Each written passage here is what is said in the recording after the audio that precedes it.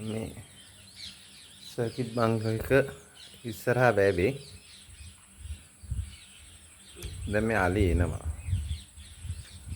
ඒගොල්ලන් දැනට එකයි දෙකයි තුන් දෙනෙක් ඉන්නවා. හරිම ලස්සනයි. දැන් මේ හවස් වෙනකොට තමයි එන්නේ මේ බෑබේ නාන්න.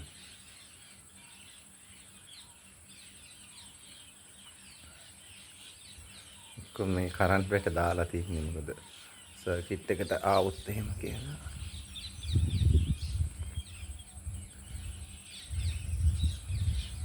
සර්කිට් බංගලෝ එක මේ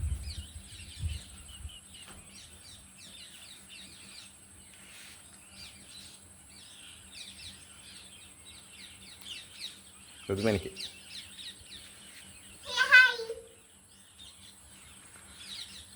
නෙළුම් බැව කියන්නේ මේක.